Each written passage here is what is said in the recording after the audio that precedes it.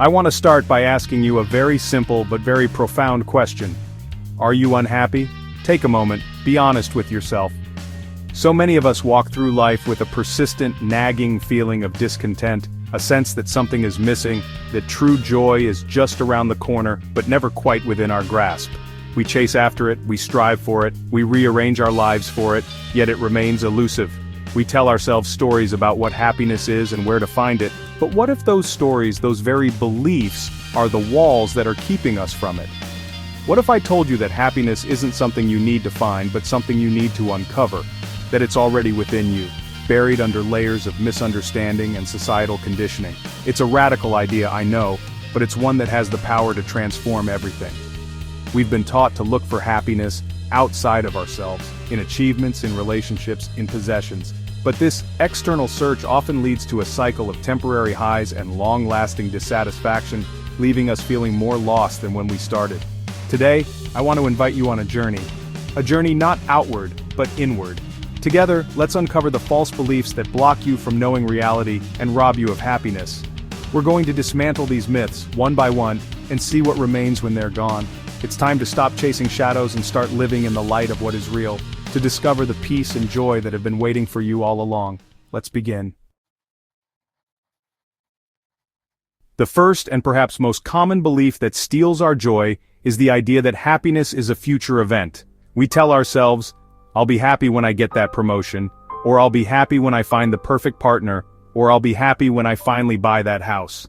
We live our lives in a constant state of when. We postpone our joy, placing it on a pedestal in a distant imagined future. This creates a perpetual state of waiting, of striving, of never being quite good enough right here, right now. We are so focused on the destination that we completely miss the journey, which is where life is actually happening. But the profound truth is this: right here and now, in this very moment, you are happy. You just don't know it. You don't feel it because your mind is clouded. Your false beliefs and your distorted perceptions have you completely tangled up in a web of fears about what might go wrong, anxieties about the future, and the constant demands of the ego. You're caught in attachments to outcomes you can't control, inner conflicts that drain your energy, and guilt over past events that you can no longer change. It's like trying to see the sun on a cloudy day. The sun is still there, shining brightly, but the clouds are obscuring your view. Think about it. The conditions for happiness are not external, they are internal. Peace isn't the absence of problems, it's the ability to deal with them from a place of inner calm. The present moment is the only place life ever exists. By constantly projecting our happiness into the future, we are essentially saying that this moment, the only one we truly have, is not worthy of our joy. We are rejecting the very ground we stand on in favor of a fantasy. The practice is to learn to see through the clouds. If you could just for a moment, let go of the when. If you could peel back the layers of anxiety, of ego, of attachment, if you could see through this mental fog, you would have a stunning realization. You would realize that you are happy and do not know it. The joy, the peace, the contentment, it's not in the next achievement or the next purchase. It is right here, in the simple, profound awareness of being alive in this moment. It has been your natural state all along. This brings us to the second great myth, a close cousin of the first. This is the belief that you cannot be happy without the things you are attached to, the things you consider so precious. This could be a specific person, a certain amount of money in the bank, your social status, your physical appearance, or even your collection of vintage records. We cling to these things, believing our entire sense of well-being and identity is tied to them. The thought of losing them fills us with a deep sense of dread and panic. We build our house of happiness on a foundation that is, by its very nature, unstable and impermanent. This belief creates a state of constant, low-grade fear. We become guards of our own happiness, constantly vigilant, worried that someone or something will take away the source of our joy. We live in a self-imposed prison where the bars are made of our attachments. If our partner seems distant, we panic. If the stock market dips, we're filled with anxiety. If someone criticizes our work, our self-worth plummets. Our happiness becomes a fragile object, dependent on external circumstances that are forever shifting and changing. This isn't freedom, this isn't joy, it's a form of bondage. But I want to offer you a liberating truth, one that can break these chains. There is not a single moment in your life when you do not have everything that you need to be happy. Let that sink in. Everything you need is already present within you. It is your breath, your awareness, your capacity for love, your ability to experience the world through your senses. These are the true, inexhaustible sources of happiness. The external things, the people, the possessions, the accolades, they can add flavor and texture to life, but they are not the substance of it. They are the decorations in the room, not the room itself. When you realize this, you stop clinging. You can love people without needing them to behave in a certain way to make you happy. You can enjoy your possessions without your identity being crushed if you lose them. You begin to appreciate things for what they are, enjoying them while they are here and letting them go gracefully when they depart. True happiness is found not in holding on tighter, but in learning to open your hand. It's the discovery that you were never empty to begin with and that everything you've been searching for, you already are. The third major obstacle to our happiness is the powerful belief that joy will finally arrive if we can just manage to change our current situation. We think, if only my boss wasn't so demanding, or if only my family understood me better, or if only I lived in a different city. We become architects of an external reality, convinced that if we can just arrange the pieces of the world puzzle correctly, we will finally feel at peace. This belief sends us on an endless and exhausting quest to control the uncontrollable.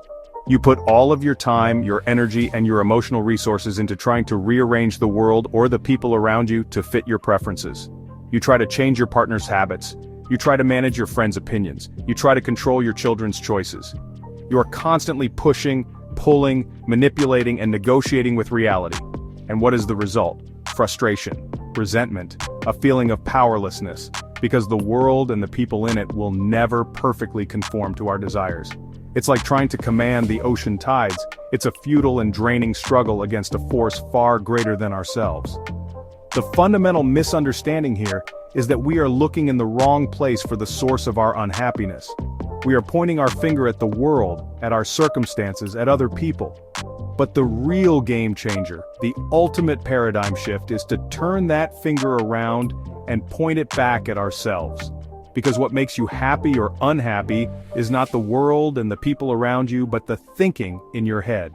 It is the story you tell yourself about the situation. It is the judgment, the interpretation, the label you apply to the event. Two people can be in the exact same situation, stuck in the same traffic jam, for example, and have completely different experiences. One is fuming, stressed, and miserable, convinced the traffic is ruining their day. The other is listening to a podcast, enjoying a moment of stillness, and is completely at peace. The traffic is the same. The external reality is identical. The only difference is the thinking in their heads. Happiness is not about changing your circumstances. It's about changing your perspective on your circumstances. It's about taking responsibility for your inner world, because that is the only world you truly have control over. Finally, we come to the most seductive myth of all, the belief that if all our desires are fulfilled, we will finally unequivocally be happy. This is the ultimate carrot that society dangles in front of us. Get the dream job, marry the perfect person, have the brilliant kids, own the beautiful house, travel the world, check all the boxes, and you will have unlocked the secret to lasting happiness. We operate under the assumption that desire is a path to joy, and that the fulfillment of that desire is the destination. We spend our lives accumulating and acquiring, hoping to fill a void within us. But what is the true nature of desire? If we look closely without judgment, we see that desire itself is a state of tension. It is a feeling of lack. To desire something is to implicitly state, I am not whole or happy without this thing. It is these very desires and the attachments to their outcomes that make you tense, frustrated, nervous, and insecure. The desire for wealth makes you fear poverty. The desire for praise makes you fear criticism. The desire for a loving relationship makes you fear loneliness.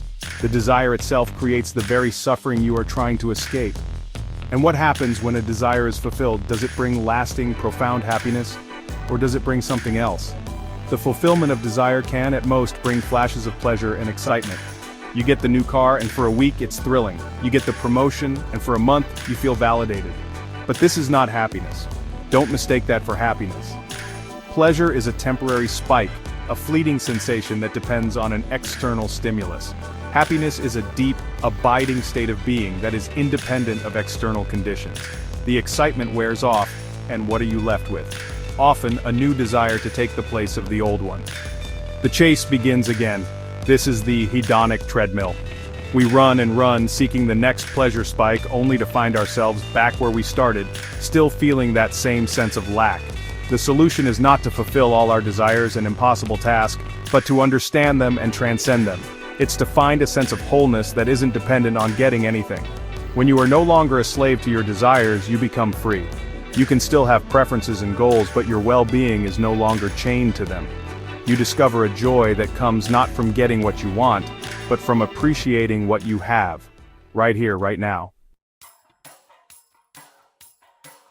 So, we've journeyed through these 4 powerful myths that so often dictate our lives and define our search for happiness. We've seen how looking for joy in the future, clinging to attachments, trying to change the world around us, and chasing the fulfillment of every desire are ultimately paths that lead not to peace but to more struggle. They are mirages in the desert, promising water but delivering only more sand. The real oasis has been within us the entire time, waiting to be discovered. The shift we're talking about is subtle but revolutionary. It's a move from doing to being, from getting to accepting, from controlling to allowing. True, lasting happiness isn't an acquisition, it's a realization. It's the quiet joy that arises when you stop struggling against reality and begin to align with it. It's the peace that surfaces when you realize that your well-being is not dependent on what you have or what happens, but on the quality of your own mind and your own awareness. This is the ultimate freedom. I want to leave you with a gentle invitation. Take a moment to look within and see if any of these beliefs are holding you back from happiness right now. Are you waiting for a future that may never come? Are you clinging to something or someone out of fear? Are you exhausted from trying to change things you can't control? Are you on a treadmill of desire, mistaking pleasure for joy? Be honest and be kind with yourself. The first step to unmasking these myths is simply to see them. Thank you for sharing this time with me.